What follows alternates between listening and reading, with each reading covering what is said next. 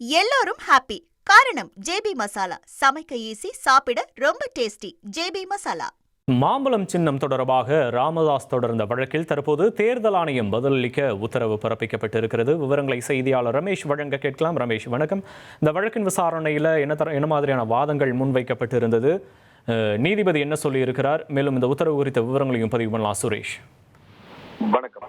பாமகவுக்கு மாம்பழம் சின்னம் ஒதுக்கீடு செய்து தேர்தல் ஆணையம் கடந்த 2025ஆம் ஆண்டு ஜூலை மாதம் அன்புமணி முகவரிக்கு கடிதம் அனுப்பியிருந்தது.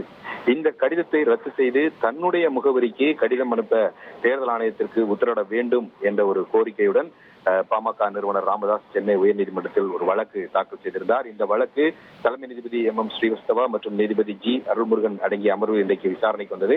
அப்போது ராமதாஸ் தரப்பில் ஆஜரான வழக்கறிஞர், கட்சியிலுடன் உறுப்பினராக இல்லாத முன்னாள் தலைவர் முகவரிக்கு இந்த தேர்தல் ஆணையம் கடிதம் அனுப்பியிருக்கிறது, அதனால் அந்த கடிதத்தை ரத்து செய்ய வேண்டும் என்ற ஒரு கோரிக்கை முன்வைக்கப்பட்டது.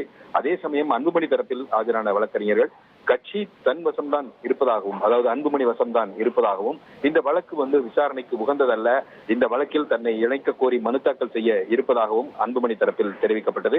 இந்த அன்புமணி தரப்பு வாதத்தை ஏற்க மறுத்த நீதிபதிகள், வழக்கில் எதிர் மனுதாரராக இல்லாத நிலையில் உங்களுடைய வாதங்களை கேட்க முடியாது என தெரிவித்தார்கள். பின்னர் ராமதாஸ் மனுவுக்கு 3 வாரங்களில் பதிலளிக்கும்படி தேர்தல் ஆணையத்திற்கு உத்தரவிட்டு இந்த வழக்கின் விசாரணையை நீதிபதிகள் தள்ளி வைத்திருக்கிறார்கள். எல்லோரும் ஹாப்பி. காரணம் ஜேபி மசாலா. சமைக்க ஈஸி, சாப்பிட ரொம்ப டேஸ்டி. ஜேபி மசாலா.